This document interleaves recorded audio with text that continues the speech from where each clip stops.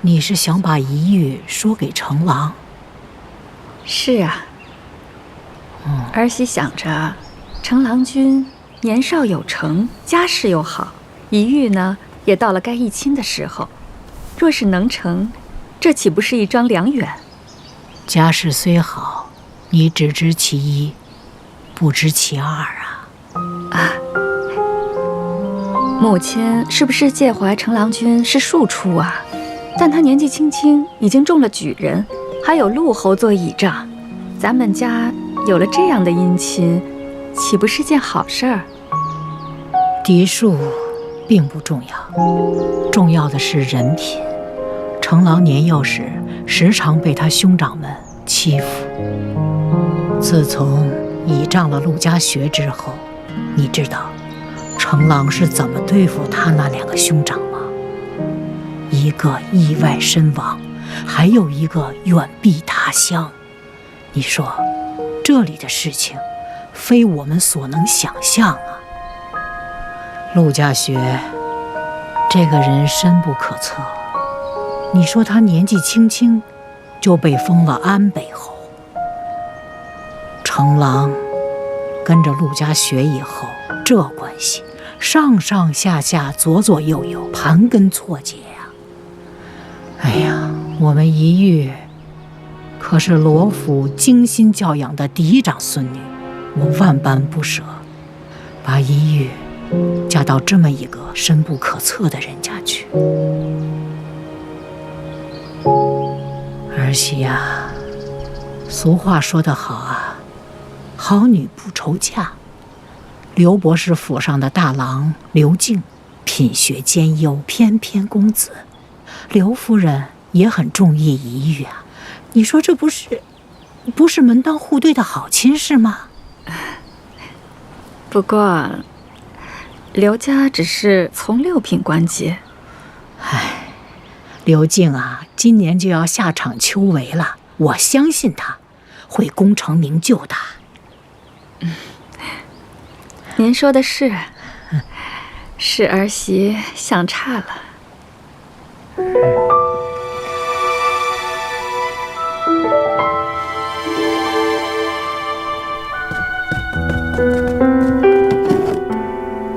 雪芝，你去拿一个火盆过来。姑娘，这是要做什么？把它们烧了。啊什么？快去。哦。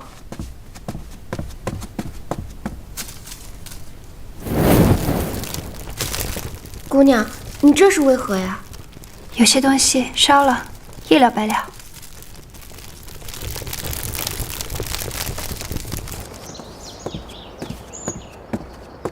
松枝，你帮我把这盆端出去吧。知道了，雪芝姐姐。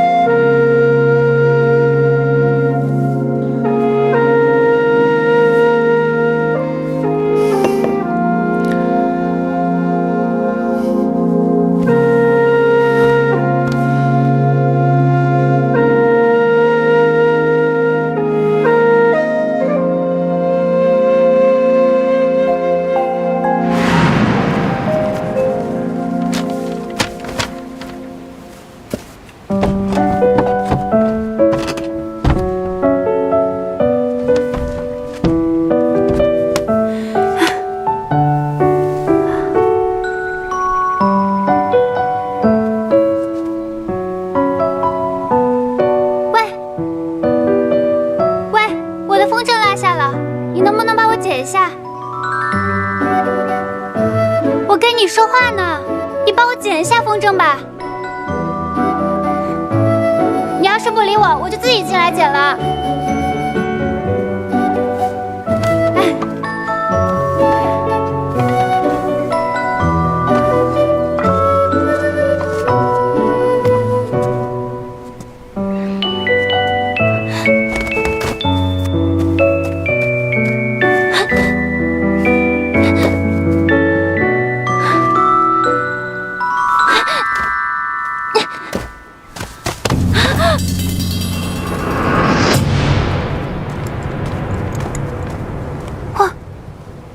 见啊，就是他们把你关在这里的。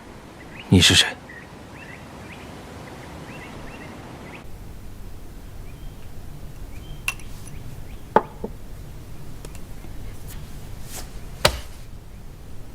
干什么？你干什么？我给你涂药啊。涂什么药？是不是我大哥派你来的？你先把我的手松开。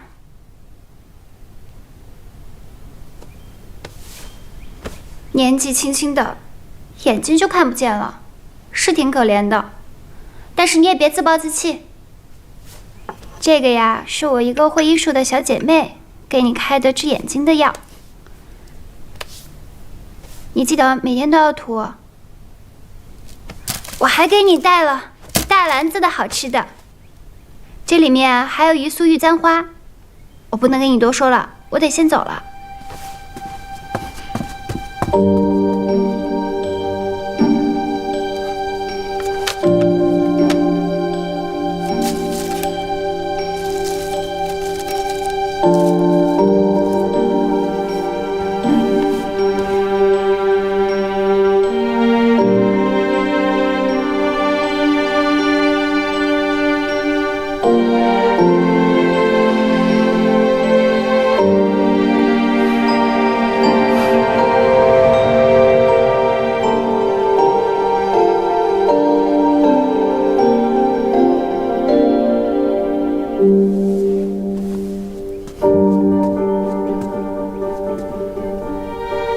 给你欣赏一番我的剪纸。这个呢，是我剪的西湖。这西湖上有一片小舟，舟上还有2个人。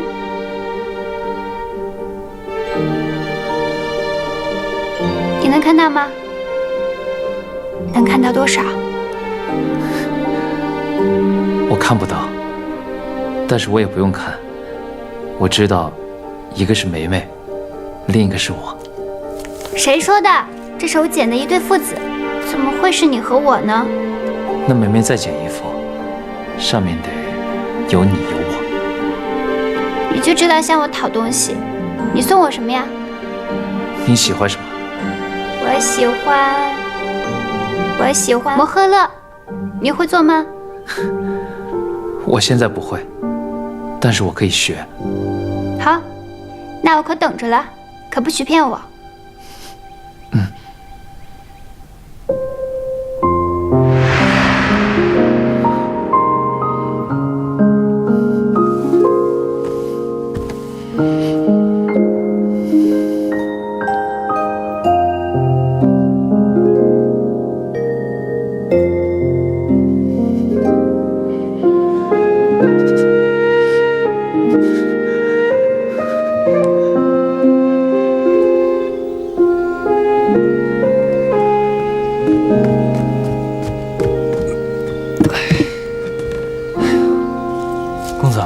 那成郎是陆家学的外甥，他入府真的只是探望老夫人吗？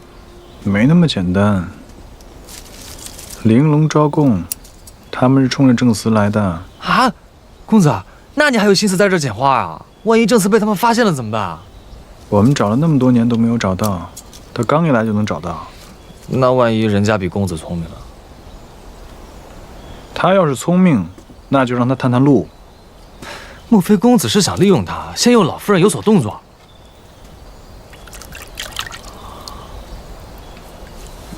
今年这芍药开的是格外好啊！等会儿给七姑娘、老夫人，还有林大娘子，都拿几盆。知道了，公子。不过话说回来，以往给老夫人院里送花时，那几位老妈妈都爱答不理的，现如今都忙不迭地往里搬花，还夸赞几句公子的孝心。果然是精诚所至，金石为开啊！老夫人对我改观，那是因为七姑娘。你以为是因为我送花啊？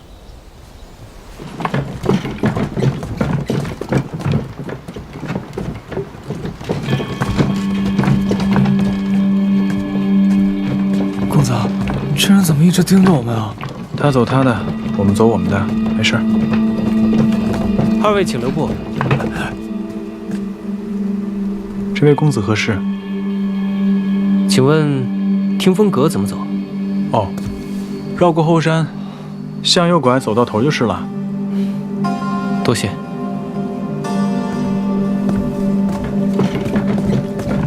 吓死我了，我还以为他发现了什么端倪呢。他是来找证词的，不要自乱阵脚。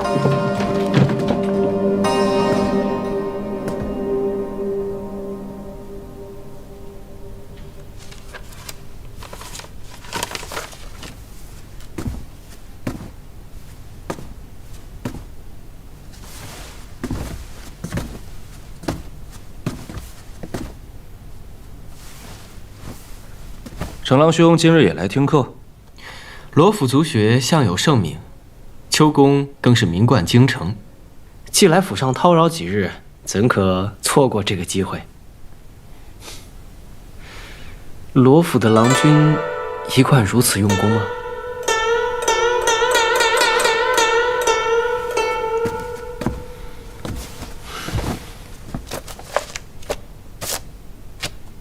山远兄喜欢兵法，莫非程郎兄也有此好？从军为国，最显男儿血性。可惜啊，我母亲不许我习武，只求我能中举。是不是罗老太爷留下什么遗愿？当年罗老太爷的文采可是人人称道，可能也希望罗府子孙皆能在文采上出众。祖父去世时，身边只有祖母，我从未听祖母提起过祖父有什么遗愿，怕只是我母亲的一厢情愿吧。你是罗府大房嫡子，想必最得罗老夫人疼爱，许是不舍得让你上战场。在祖母心中，我们所有兄弟姐妹加在一起，也比不过一个罗一宁。七姑娘，这七姑娘有何过人之处？能有什么过人之处？只不过是善于撒娇卖乖，讨好祖母罢了。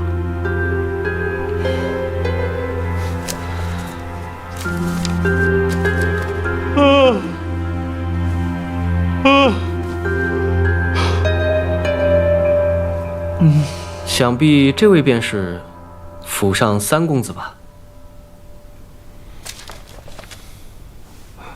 程郎兄，这位是林大娘子的胞弟，林茂舅舅。失敬失敬。谁啊？我也不知道。那今日三公子不来听课吗？他有什么资格？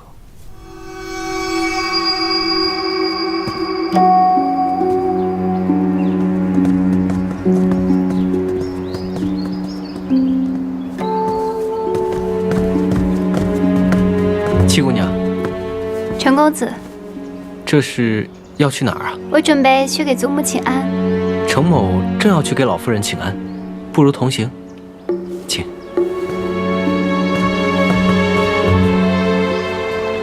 我瞧七姑娘每日要去老夫人处问安好几次，七姑娘可真是个至真至孝之人。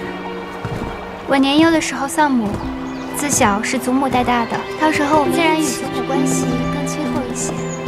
七姑娘小心台阶。陈公子，多谢。这七妹大庭广众之下拉拉扯扯，成何体统啊！祖母看不上陈公子的，必定不会同意七妹同他交往。大姐姐放心吧。祖母不让母亲再提起陈公子，当真是看不上他吗？大姐姐是觉得祖母打消你的念头是为了七妹？不会吧？累了，我们回去吧。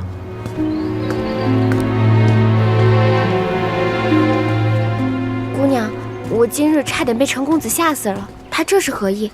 莫不是他看上姑娘了？休得胡说，此人并非良人，我看他是故意试探些什么。要试探什么？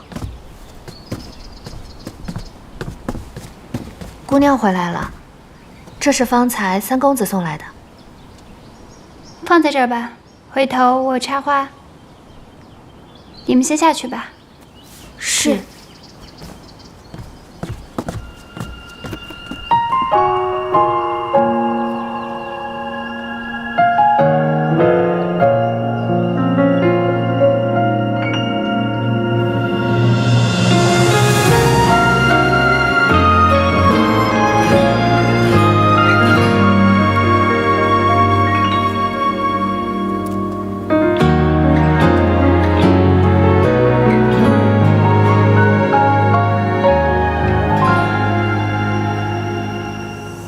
站在那儿做什么？怎么不过来呢？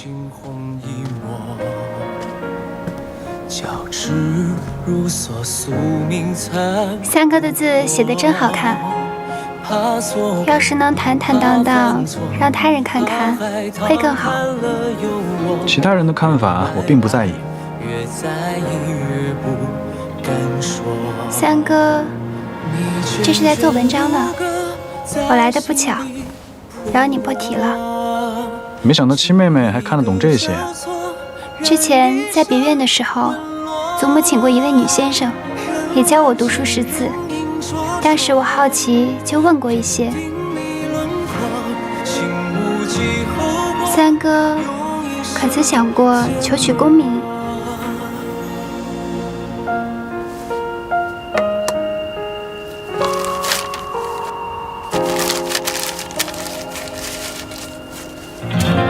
七妹妹找我何事？哦，程郎入府行迹可疑，我觉得他定有其他目的。没错。那三哥可知道他来府里到底是要做什么？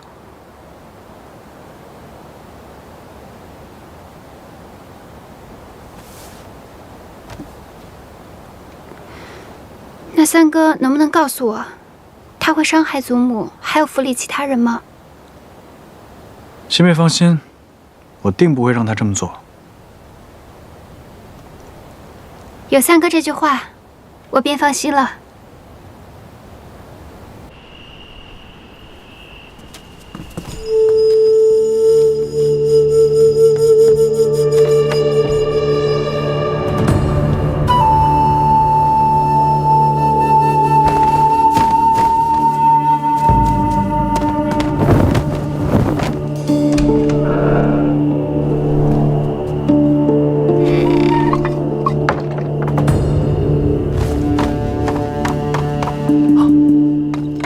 什么人？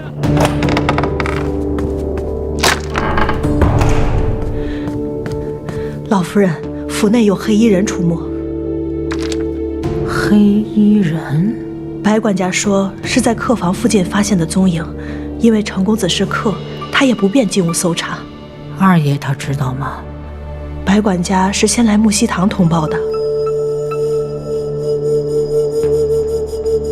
我担心的事终于发生了。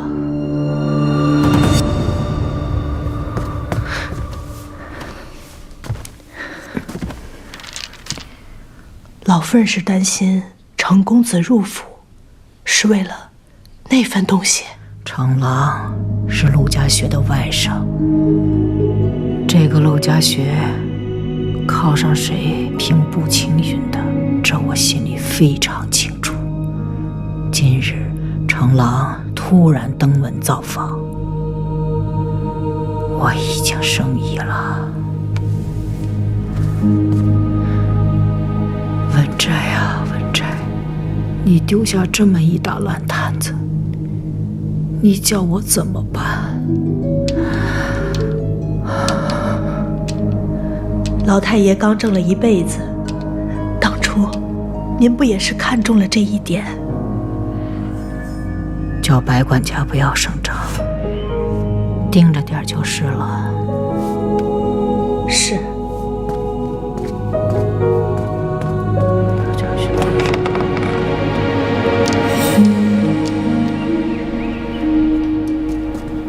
据我小娘说，这程公子可是现在京城内炙手可热的金龟婿，他一来京城，便被好多人家都盯上了。而且据说陆侯十分看重他这位外甥，好多人都想借着他攀上陆侯爷呢。这论家世，论才学，刘公子确实是比不上程公子。女子婚姻之事，向来都是由家中长辈做主，即使我不愿意，那又能怎么办呢？我就是替大姐姐觉得可惜嘛。而且，我总觉得你们俩是情投意合的。妹妹甚也。妹妹为何会这么觉得？你想啊，这安北侯府想要找什么样的先生找不着啊？为什么非得来罗府求学？就算祖母跟他家老夫人是手帕交，但是有这么多年都没有见了，却突然派一个孙辈来访，有些牵强。我总觉得什么？难不成他是因为和大姐姐的前缘来的？妹妹胡说些什么呢？程公子来了，我先走了。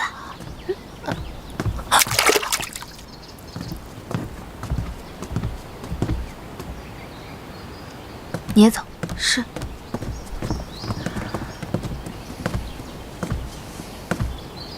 看得如此入神呢。大姑娘也太糊涂了，这五姑娘怎么就走了？留孤男寡女在一处，若是被人瞧见了，这程公子还真是为了目的不择手段。这花蕾中，莫非住了个花神？只可惜被你吓了一跳，花掉进荷塘里，花神怕是不会理我了。那可真是我的罪过，如何是好呢？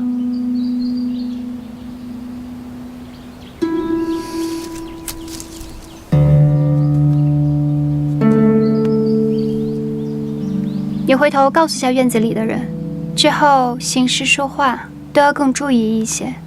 要是有人问起什么，什么都别说。是。七妹妹，七妹妹也是来此处赏荷花的，还是知道程公子近日都会来这里赏花，故意来候着的？那吴姐姐又是怎么知道程公子会来此处赏花呀？我还要去祖母那边请安，先走一步。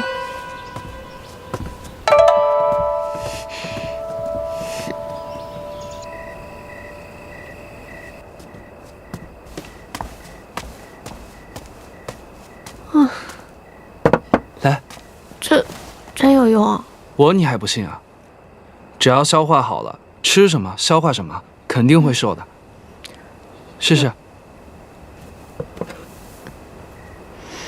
你走，过来。哦，最近吴姐老来找大姐聊天，不知道说些啥。大姐姐，大姐，宜秀，大晚上的在厨房干嘛呢？没有，我出来散步呢。娘说让我多走动走动，别偷吃东西啊。好的。走。哎呦，哇，一身力气，你没事吧？真该捡起来了。起来。女子胖一点难道是错吗？七妹妹都说了，只要身体健康，胖一点又怎么啦？七外甥女说的倒是有道理，身体健康才是一切的根本嘛。不过呢，你虽然是丰腴了一点点，但是还勉强算得上是可爱伶俐。什么叫勉强算是可爱伶俐啊？哎呀，行了，我走了，你记得喝药。哦。行，喝。这样怕是不妥吧？放心吧，大姐姐，藏得如此隐秘，断然不会被人发觉的。祖母偏疼七妹，一时无法，只能靠你自己了。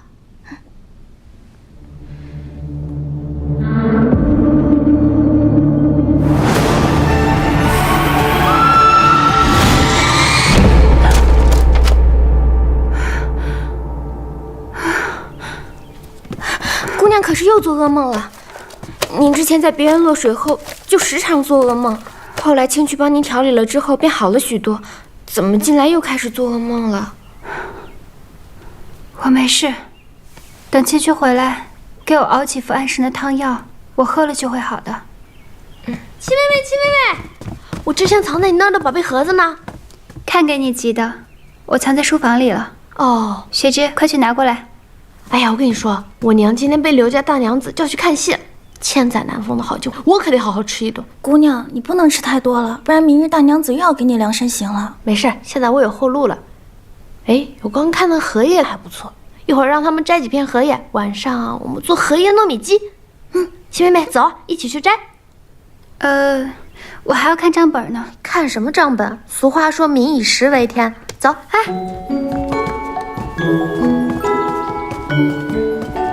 这荷花长得真好。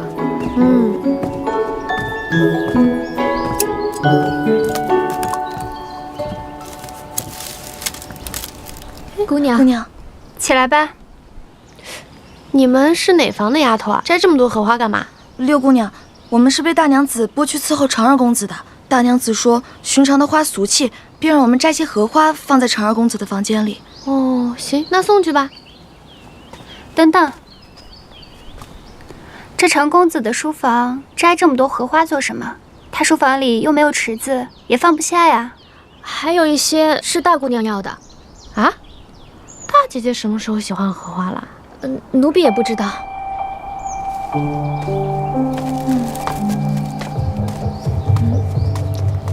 哎，雪芝，你帮我摘那片，最大那片，看到没？那个做荷叶糯米鸡肯定特别好吃。是。怎么啦？脸色不太好，是不是不太舒服啊？是觉得有些不太舒服，我想先回去了。哎呦，看你弱得跟个小猫似的。行了，雪芝，你先带她回去吧，那个荷叶我自己摘就行了啊。那我就先回去啦。去吧。雪芝，我也想要荷花苞，不过不要你亲自去摘。我刚才瞧着那些丫鬟摘的就挺好的，一会儿等大姐姐不在院子里，你管她们要一朵过来。姑娘，这满池的荷花苞，真哪一朵不是一样？干嘛非要人家已经选好的？我觉得大姐要那么多荷花苞，另有目的。你先去，回来就知道了。是。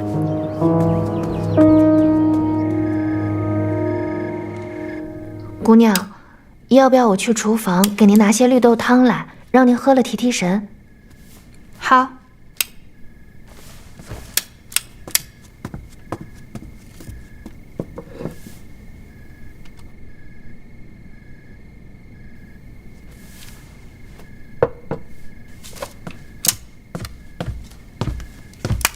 姑娘，这是奴婢悄悄从大姑娘那里要来的荷花苞。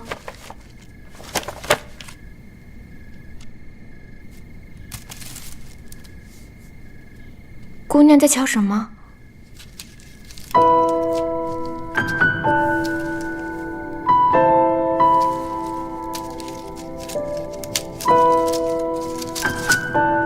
姑娘，这荷花苞好好的，你掰它做什么？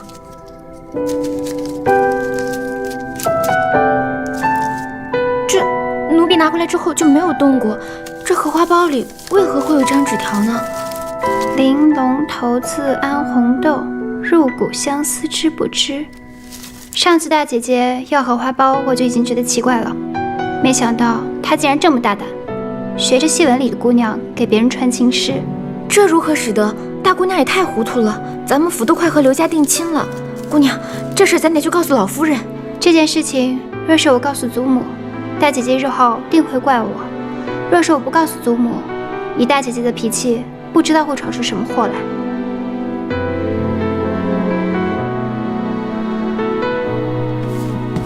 这件事情只有你我知道，不能让别人知道。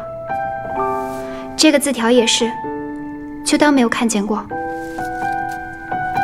姑娘，这事咱们真的不管了，万一日后东窗事发了，我只是不想让祖母担心。而且，若是能在祖母不知道的情况下让大姐姐悬崖勒马，这是最好不过的。大姐姐也并非恶人，只是被有心之人利用了，还不自知罢了。大姑娘往日里那么待你，你还是打算帮她？我只是不想让祖母担心。若真是出了事，别说罗依玉一个人了，整个罗府未出嫁的姑娘都会受到牵连。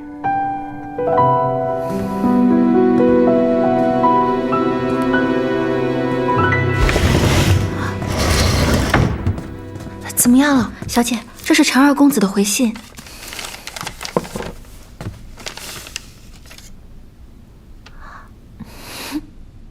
他说我的衣裳很好看。去给我拿笔来。小姐，咱们还是别写了吧，这要是被大娘子知道了，奴婢被打死都是轻的。再说陈二公子也不是真的想和您在一起，您毕竟是和刘公子定亲了的。我就搞不明白了，母亲他们偏要定这门亲事，论才学、样貌、气度，我哪样不是最好的？我跟程郎才是真正的郎才女貌。再说了，他也并非完全对我无意啊，否则又怎么会给我回信呢？总之这件事你莫要管，此事只有我们3人知道，不会再有旁的人知道，明白了吗？可行了，拿笔去。是。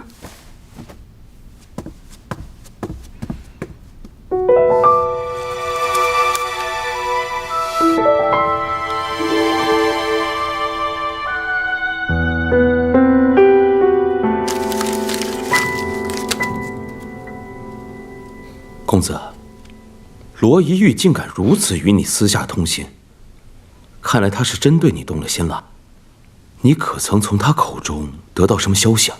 他说，罗老太爷生前最常待的地方就是怡心斋，他故去后，怡心斋一直都被保留着。罗老夫人常会独自一人去那儿待着。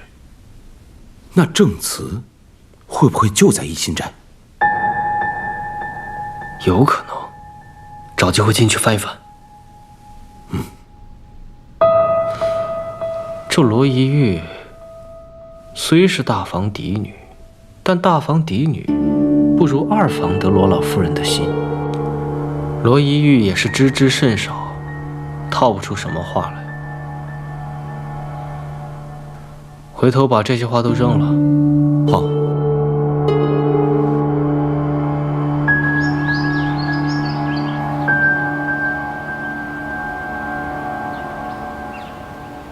程郎到底什么时候出来啊？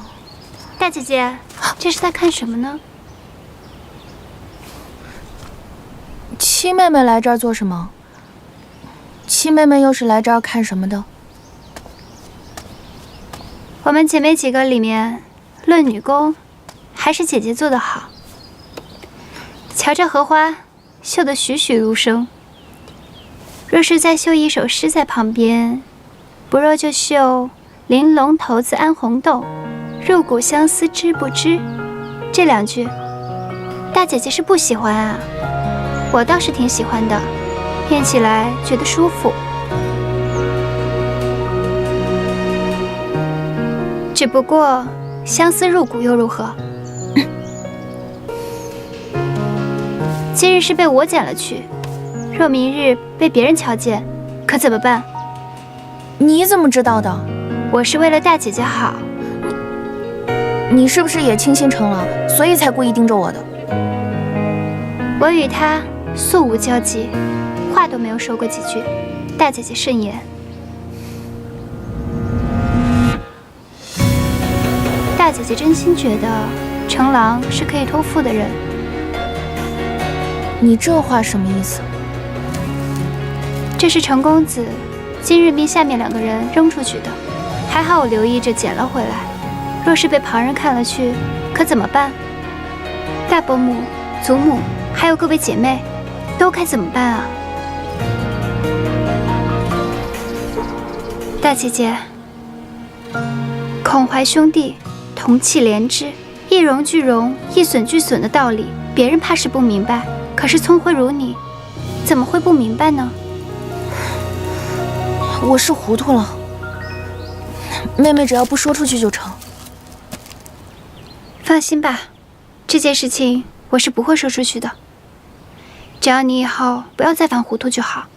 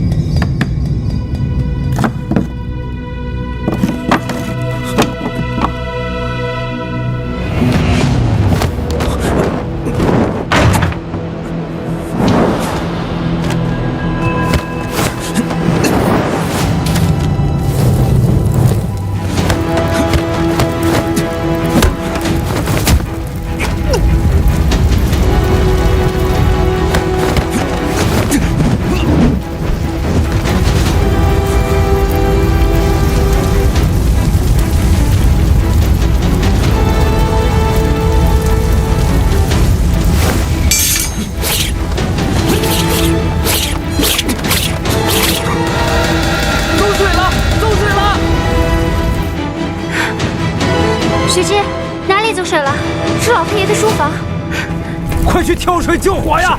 你也去！哎呀，你们快点快点！你们还愣着干什么？拿盆拿桶啊！哎呀，真的是！老夫人慢点！哎呦，老夫人，小心点！哎呀，老夫人，白管家，怎么成这样了？怎么走水了呢？啊！我也不。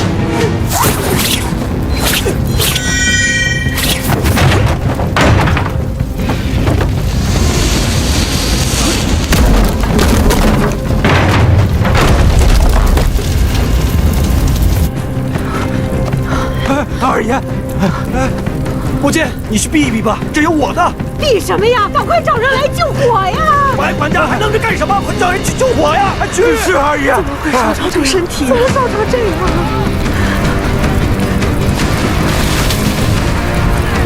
谁把他烧成这样了？父亲，你们先去海棠院避一避吧。这火这么大，得等火灭了之后，才能进去看看里面的东西。避什么呀？我得看着这火灭了，到你祖父的房子里去看看。你祖父的东西可都在里面呢。您别着急了，母亲，祖母，您别着急，祖母。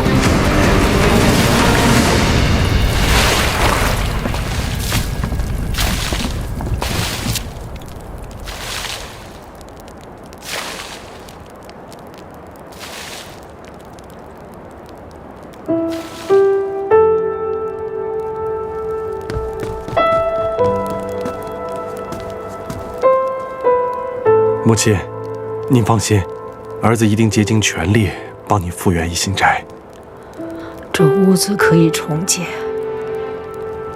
可是对你父亲留下的这些念想，我没能守护好，对不住你父亲。老夫人，二爷，我们发现一具尸体。是谁？不是罗府的人，抬上来。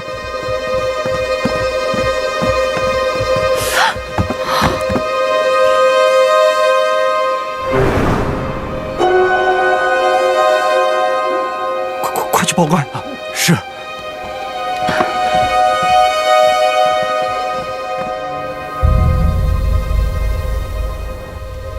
怎么会是李应龙呢？他想抢夺正祠，威胁侯爷。那正祠呢？被他抢走了。当时整根梁柱砸中他，如果我要过去的话，恐怕现在就有2具尸体了。不过我认得他的扳指，而且他的身上我也辨认得出。公子，正祠被烧，也许是件好事。怎么打得这么巧？好不容易长上的伤口又要裂开了。我看老夫人痛心疾首的样子，正祠不会真的在怡心斋吧？不会。正祠要是真的在里面的话，就以老夫人的身体，还是早就晕过去了。他就是借坡下驴，见招拆招。公子，不是说由老夫人先出手让正祠曝光，你怎么还是先动手了？老太爷对老师有恩，我不能不顾罗府的安危。公子是为了老太爷，不是为了七姑娘。废话！但是又大费周折的自己伪造正祠，又把李应龙的尸体送进火场，还活生生的被房梁给砸了，有这个必要吗？不是你敷药你就敷药吗？你怎么那么多问题呢？陆家学不是那么好糊弄的，你得让人和正祠一起葬身火海，他才不会对罗府虎视眈眈。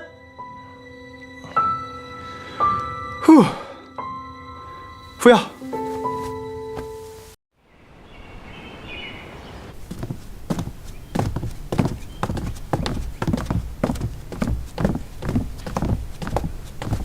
给母亲请安。免礼。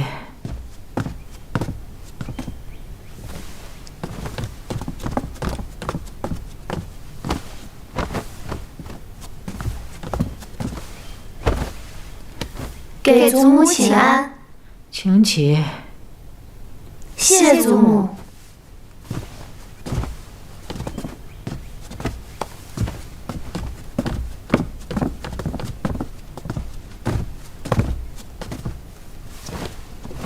这个程家二郎一大早就来与我说，他要启程回府。那我在琢磨着，就在咱们园子里办一场送行宴吧。母亲放心，儿媳一定办好。这程家二公子这便要走了。这重公子他也就是带着他祖母来看望我这个老婆子，说府里事务繁多，有些事情是耽搁不得的。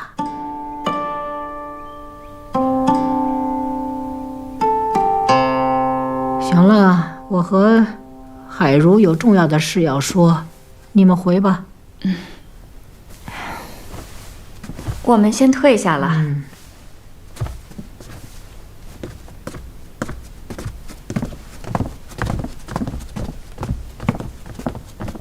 海如，那一具烧焦的尸首，衙门有没有说法了？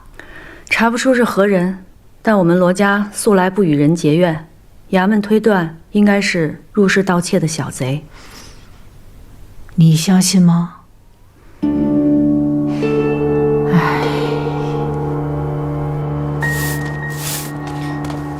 七姑娘，我们家公子近日身体有些不适，正在休息。身体不适？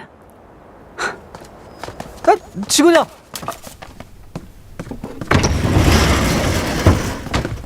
起来！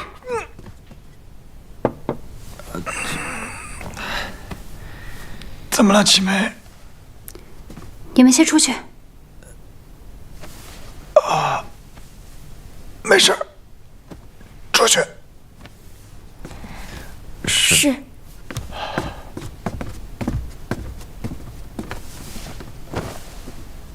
那一心斋的一把火是你放的，那尸体也是你运进去的。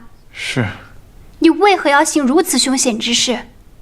把祖父的书房烧了，把他的遗物也都烧成灰烬，你是怎么答应我的？银宁，你信我吗？我信你，但是你所做之事我实在看不懂。我这么做，就是在为了罗府好，为老夫人好。你还是少打听，知道的越多，对你越没有好处。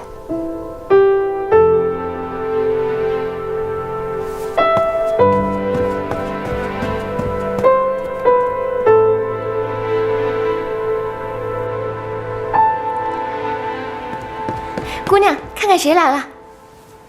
姑娘，青渠，你可回来了？这一路上可还好？一路上还算顺利，我结识了曹帮2个张家兄弟，帮了我不少忙。曹帮？我也是半路才遇到他们的。当时哥哥受伤了，我救了他，他们为了感谢我，就一路上护送我回来。姑娘放心，此2人很可靠。你素来谨慎，我自是信你的。那个孟大夫在哪儿？已经在客栈落脚了，张家兄弟替我看着他呢。好，我去找他。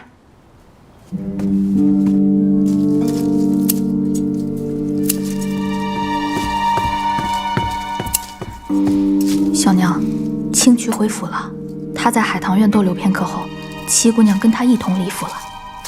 让五爷跟紧了，这事儿务必办好。是。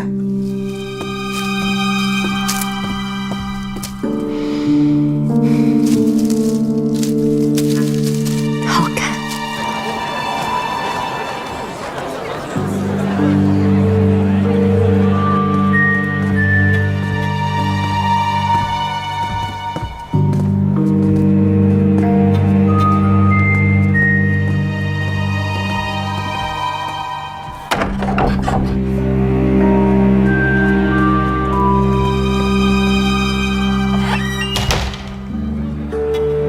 公子，那个乔武已经在楼下张望半天了，我要不去把他收拾了吧？给七姑娘稍微提个醒就行了，不要太露痕迹。其他的事情有张家兄弟在。是。以上所言皆是事实，老夫所作有违医者仁心，这些年来也是常常自责。那孟大夫，你是否愿意出面作证？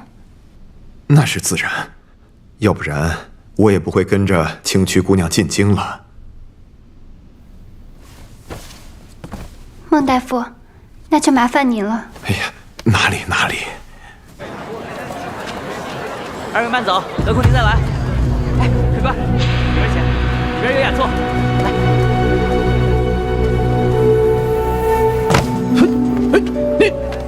哎呦，这不是乔五爷吗？对不住啊，这小的这光顾着挑货没瞧路。您这是准备吃酒去啊？去，走路不长眼的东西！哎，2人慢走，得空您再来。滚！哎，他是不是想来劫人啊？要不要多找2个人来保护孟大夫？不用，不要让张家兄弟跟孟大夫跟得太紧。若是劫人，就一网打尽；若不是劫人，便看看他们有什么别的招数。走吧。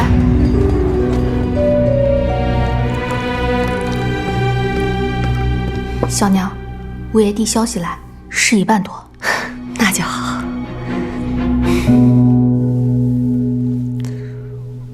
大姐姐身体总算是好些了，都能出来散步了。前几日我去见了你几次都没能见着，可把妹妹担心坏了。还要多谢吴妹妹的安神香，有心了。对姐姐有用就行。大姐姐可是为了程公子病的。吴妹妹，我就是偶感风寒，此事以后别再提了。其实大姐姐你也不用灰心丧气，兴许还有机会呢。程公子马上就要走了，此事以后别再提了吧。是我多嘴了。那是在做什么？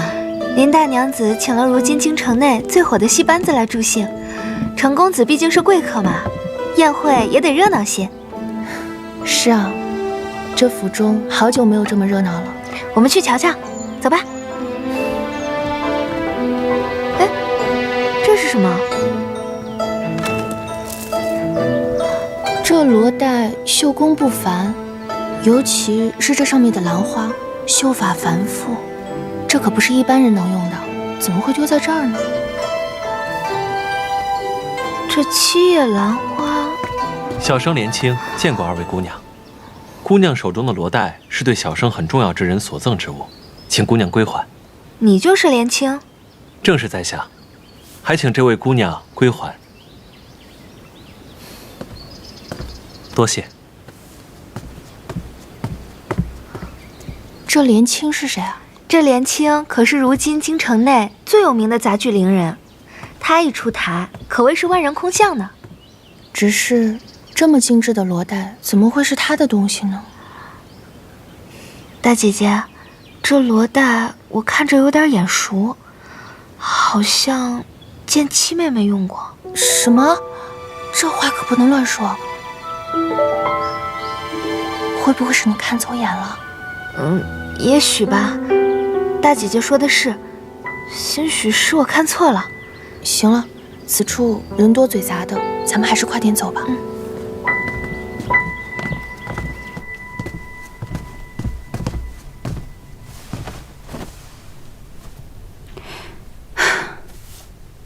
姑娘，你这几日怎么又憔悴了？可是哪里不舒服？没事，我就是觉得有些头疼。这宴席马上就要开始了，您要紧吗？可能是因为昨夜雨太大，有些受凉了吧。你让厨房做一些姜汤，直接带到宴席就好。好，那我先帮您梳头。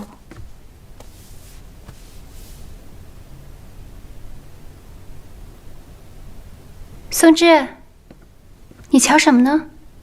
回姑娘的话，奴婢只是觉得奇怪，近几日三公子怎么没来院子里送花了？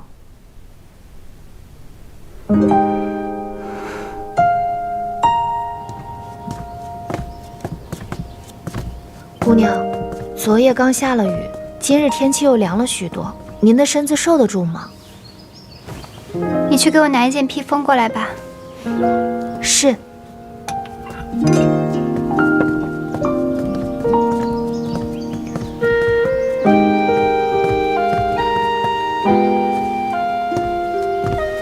见过三哥。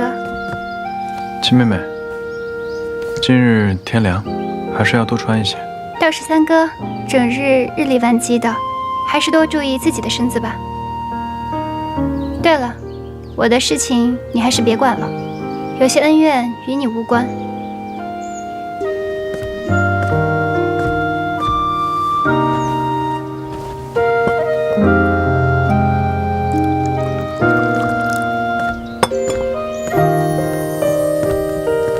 公子，七姑娘这话是什么意思啊？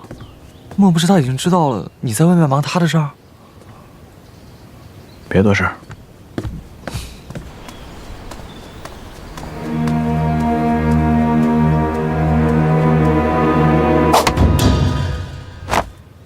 这个班子最近在京城红得很，好不容易才请过来。哦，原来如此。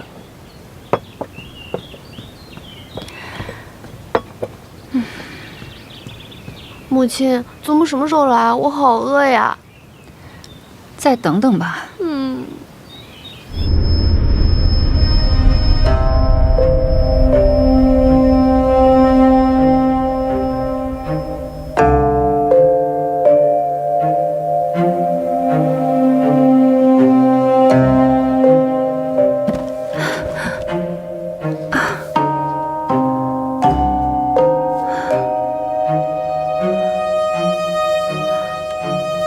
醒了？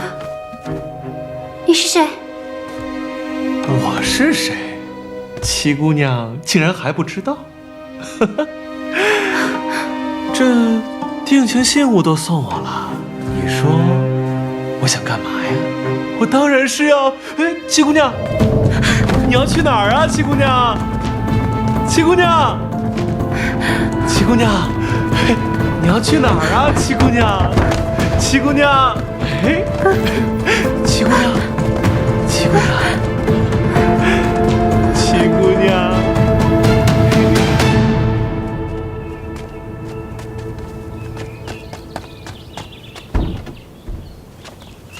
哟，那边怎么有个丫头鬼鬼祟祟的？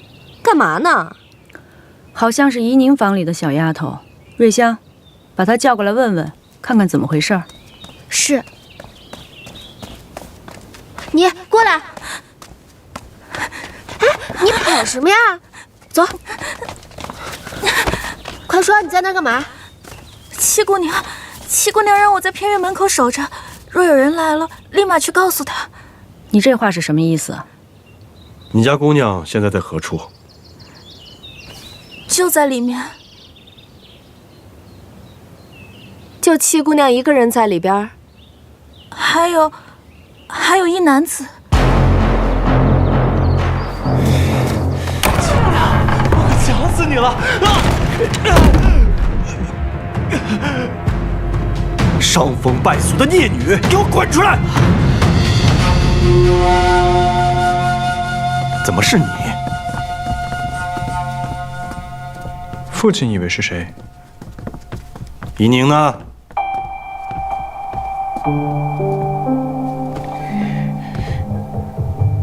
父亲，我在这儿。你找我？怡宁啊，你没事吧？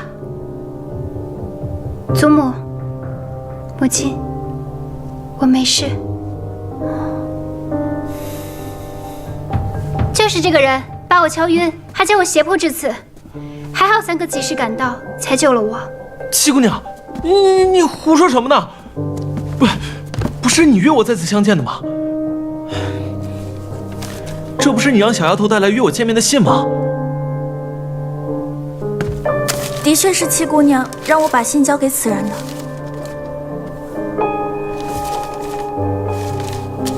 自拈罗带结同心，暖处偏知香气深。盼与君一会。怡宁，你的字迹我是认识的，的确是你写的。还有什么可说的吗？父亲，字迹可能是模仿的。再说了，这小丫头虽然是我院子里的，但并非跟前儿的。这么私密的事情，我怎么可能交与她呢？对啊，贴身丫鬟应该是雪芝。姑娘，不是你说怕雪芝姐姐出面太过显眼，所以让一个衍生的丫头来办吗？哦，对了，还有，这是你我相识时你送我的信物，我一直贴身带着呢。这不是当年我赠予你母亲的罗带吗？这条罗带我见过，我和大姐姐曾在院里捡到过它，正是此人匆忙赶来相认，还说是于他一个很重要的人送他的。此事大姐姐可以作证。这条罗带，我让松枝带去洗晒，洗晒时弄丢了，我还十分心痛，毕竟这是母亲的遗物。住口！不知廉耻！我看你分明就是在狡辩。白管家，在，把七姑娘和这个伶人分别给我关起来。行了，让怡宁把话说完。谢祖母。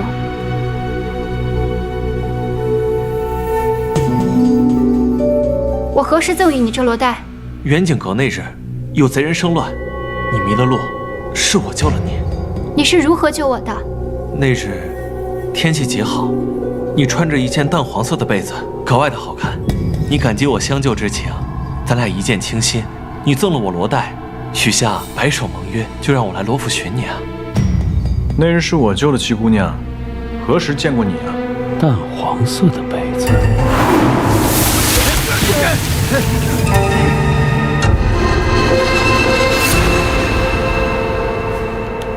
三公子就不必再替我们遮掩了。那是第二天早上我们遇见了你，七姑娘说你是她三哥，凡事呢都要替她遮掩。但如今我与七姑娘之情，就不必再隐藏了吧。七姑娘，你要相信我，我定不会负你的。母亲，家门不幸，我打死你！住手！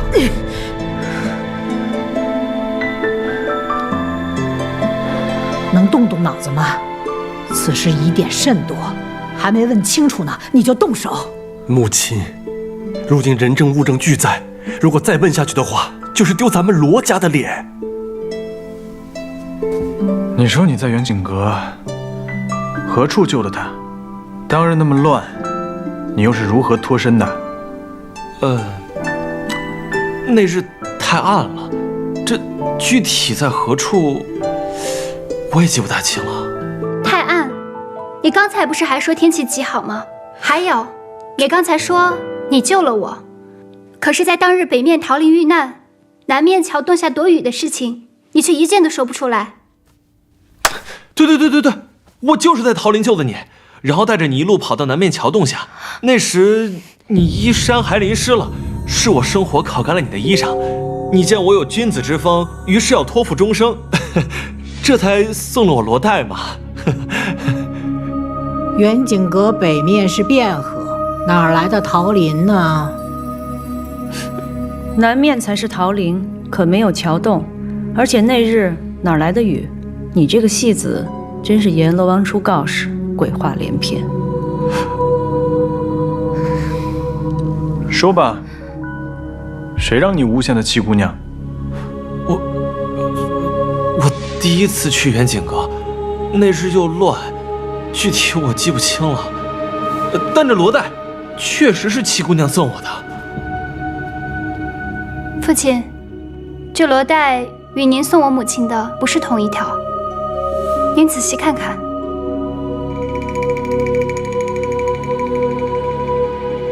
当年我定制了2条，为的是妻妾之别。送给你母亲的是7叶兰花，送给月蝉的是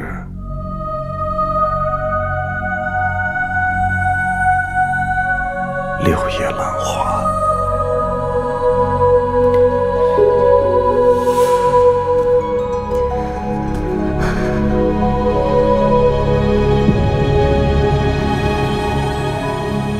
这是我的罗带，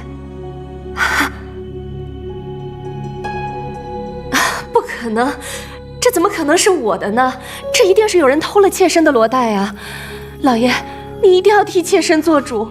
妾身本以为有人陷害七姑娘，这倒好啊，都怀疑到妾身头上来了。是啊，弟弟，我那日和大姐姐看到了，就是七叶兰花。大姐姐还说这兰花绣得精巧，不信你请大姐姐来一问便知。白管家，在。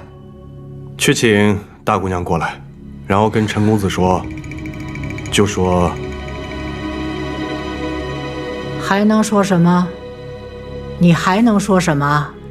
就说我又病了，宴席往后推，望其海涵吧。是。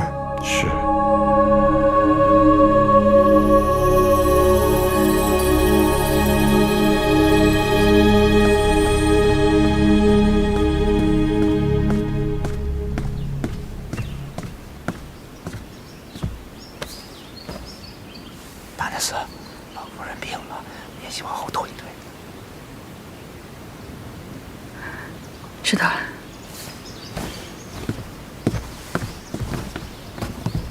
程公子，老夫人突然病倒了，这宴席恐怕要改日了，真是对不住。老夫人病得可要紧，我去看看吧。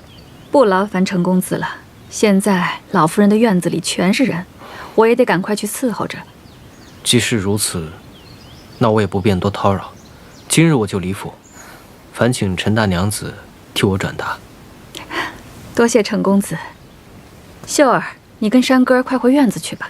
啊，我也想去。哦，走吧。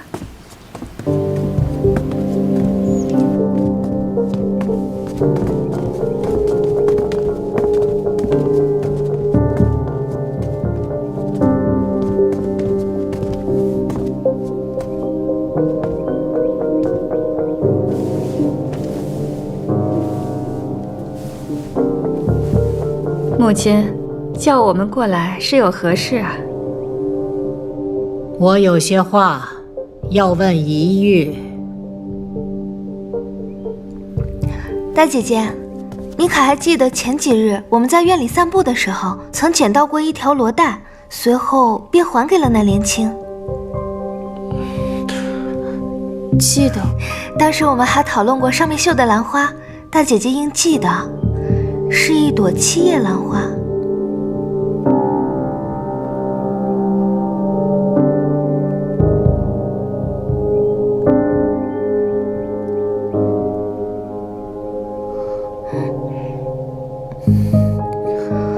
我只记得是一朵兰花，但忘了是几叶了。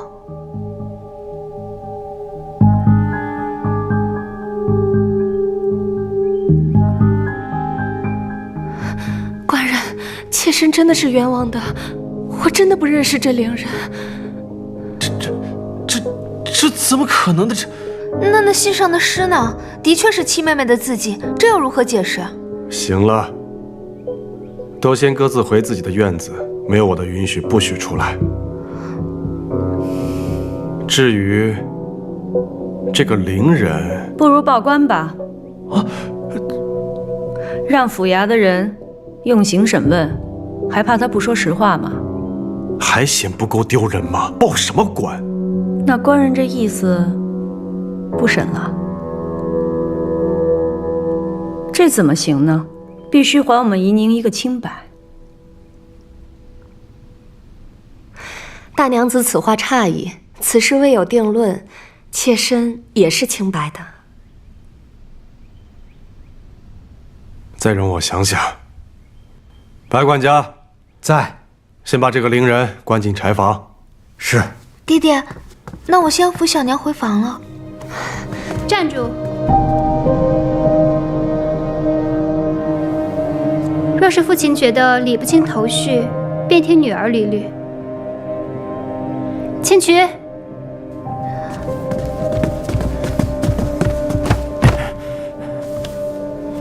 父亲，这位就是陈四，乔五爷的手下，也是之前在木樨堂服侍过的吕妈妈的儿子。那天在远景阁，就是他持刀追我的。是乔五爷吩咐我，听小娘的差遣，去抓七姑娘的。还有我娘的事儿，也是小娘给了我娘1包银子，让我娘去套话的。其他我什么都没有干，求二爷饶我一命。你别血口喷人哈！你还有什么证据吗？我这儿有乔五爷吩咐我替小娘办事的手信，只要把乔五爷往日的信件拿出来比对一下字迹就行。字迹亦能伪造，谁知道是不是你买通了人，特意陷害我小娘的？吴姐姐这时候知道自己是可以伪造的了。二爷，事已至此，必须查个水落石出，不能再息事宁人了。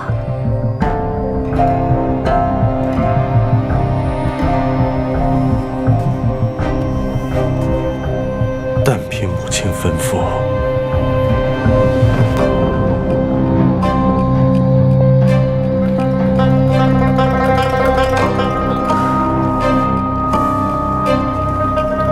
开进堂。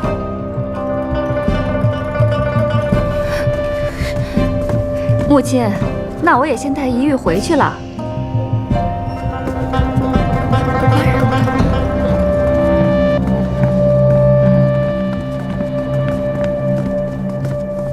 三哥，多谢。七姑娘，你，七姑娘，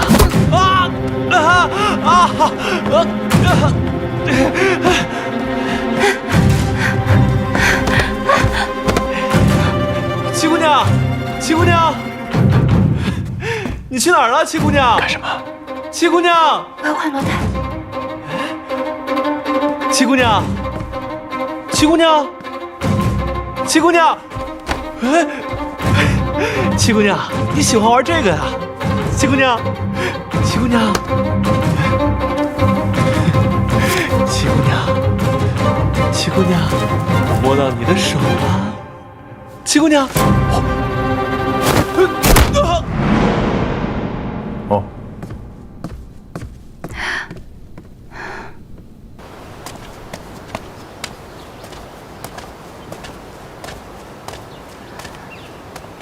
母亲，女儿不是有意要……玉儿，这件事情你做得很好。二房那些鸡飞狗跳的事，我们大房尽量不去掺和。你不愧是我最乖巧懂事的孩子，果然没有让我失望。是，女儿谨记母亲的教诲。你是说，那个像花匠一样的罗三公子，有可能是袁景阁和舅舅对阵之人？袁景阁那晚正巧出现一男一女，而那女子的确穿着一件淡黄色的衣服。此事，先回去和舅舅禀报了再说。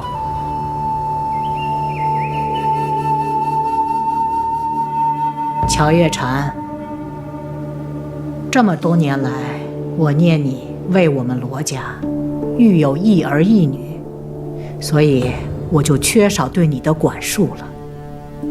但我万万没有想到，你竟然行下如此恶举，蓄意谋害婆母，袁景阁劫杀嫡女，如今你还想毁其清誉，你可知罪？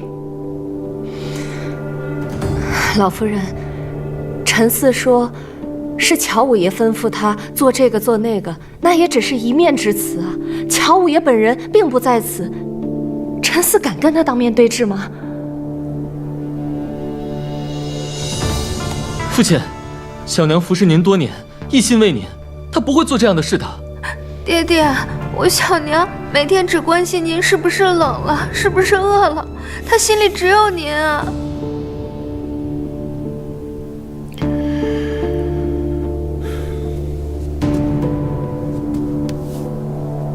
母亲，月禅所言也有道理，不如我们找到乔武，让他们当面对质一番。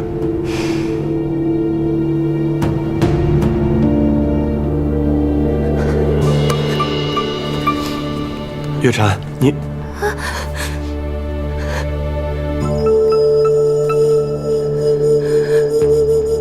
白管家，在，去请大夫过来。是。父亲，不用着急，这大夫马上就来了。大夫来了。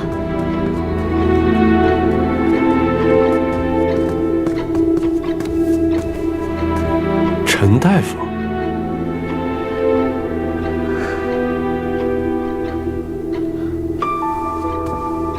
老朽孟和堂见过老夫人，见过罗二爷，没想到10多年不见，二爷还记得老朽。你不是陈大夫吗？怎么姓孟了呢？此事说来惭愧，老朽姓孟，扬州人士，只因乔小娘不愿让旁人知道她和老朽是旧相识，故谎称姓陈。老爷息怒，妾身确实去到扬州找他瞧过病，也只是相信他的医术，又很担心专程从扬州请个大夫进京会遭人诟病，这才请他一名。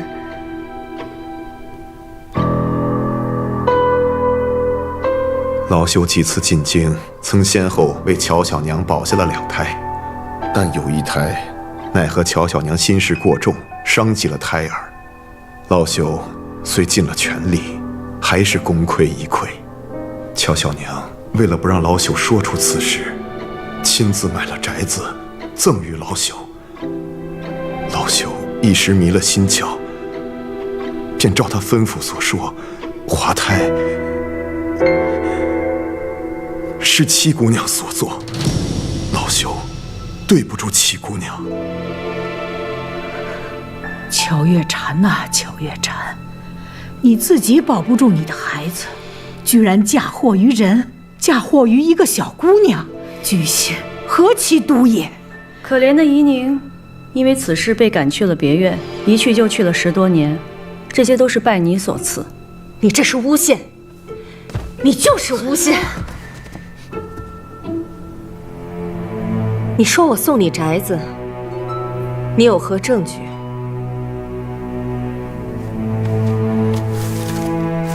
有房契为证。如今写字都可以作假，房契也可以作假。这是你亲手给我的，怎会有假？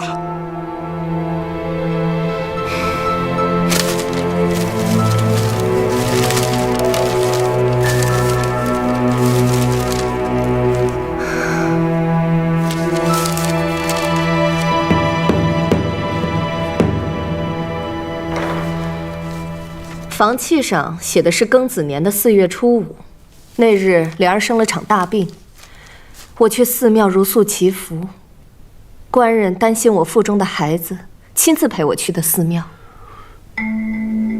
我记起来了，那天是立夏，正好是4月初5。你还说过，若孩子出生可取夏字为名。幸好你记得，否则我还真成了有罪之人。只可惜啊，这作假之人还让我分身去取了房契，亲手送给了孟和堂。这些话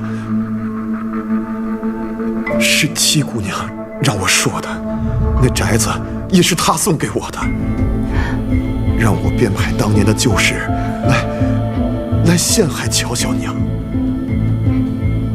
七姑娘真是有手段，你这是要把我置于死地呀！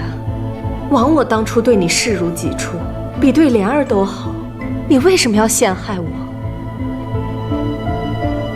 孟大夫，一个人不管做错了什么事情，都不应该祸及家人。你还准备这么错下去吗？七姑娘，你不但找了人，你还要找他的家人去威胁他吗？收买、威胁、利用，这不就是你乔小娘最惯用的手段吗？请取。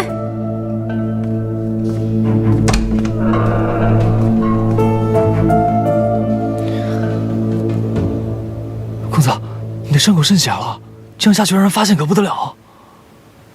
张家兄弟把救的人交给青渠了吗？连同乔五爷一起交给金渠了。公子，七姑娘能解决的，要不你先回去吧。她能解决，她解决的方式就是险些把自己给毁掉。公子，你先别生气，小心血流的更多。没事。哎，公子，你没事吧？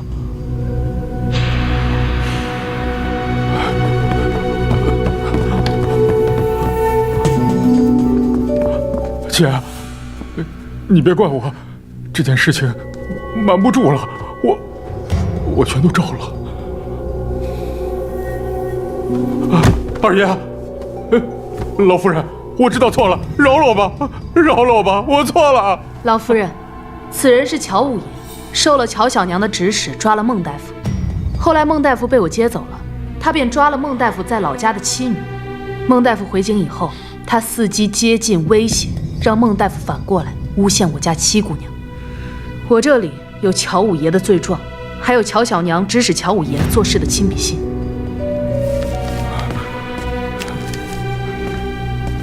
还有她，是乔小娘院子里的李妈妈。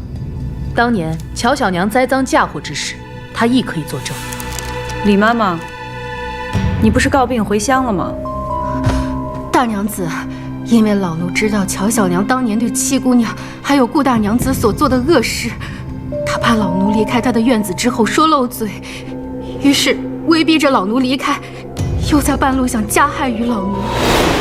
幸得请曲姑娘相救，快走，老奴愿作证。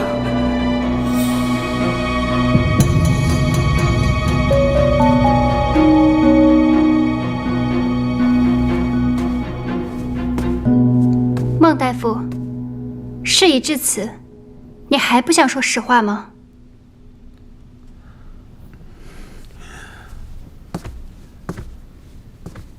当年，乔小娘曾向老朽要过一本医典，上头有个方子，可以致人产生滑胎之想，而不会真正的伤害胎儿。老朽也是后来在药渣当中知晓此事的。可当时顾大娘子已然离府，老朽也不便再多言。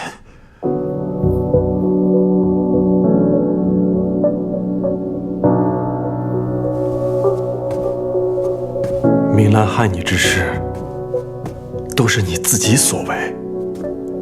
老朽说，乔小娘这一胎本已保不住，他就用这个来陷害七姑娘，也是真的。还有这些房契，都是乔小娘亲手做的假。乔武抓走了我的妻女，威胁我要用这些假房契来陷害七姑娘，我实在是没有办法呀。公子，这下你可以放心了吧？你为七姑娘的事儿鞍前马后的，真的已经尽心尽力了。哎，公子，公子，咱们先回去。哎，走。来，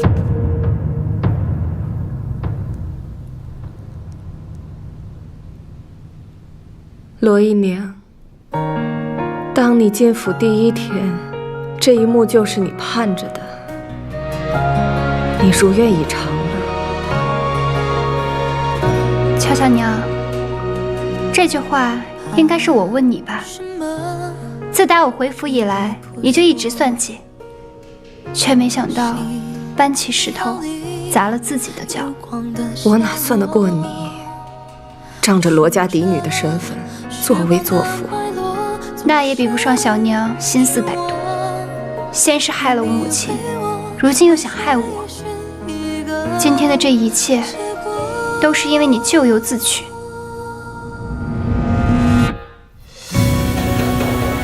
那今日凌人之事，也是你收买了，来陷害依宁的清白。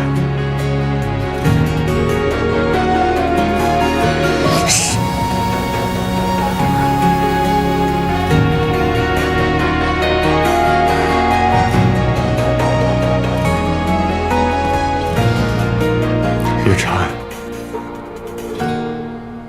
自从你我初相识起，你便善解人意，知书达理，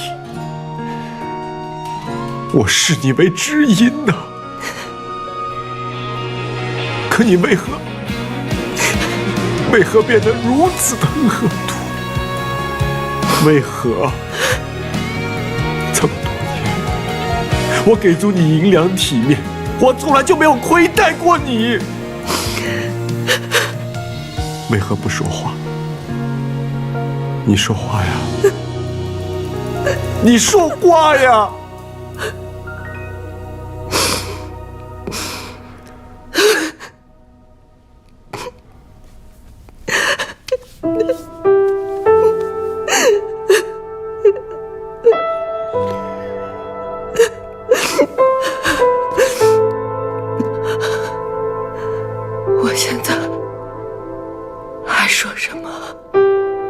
我在你面前还能说什么？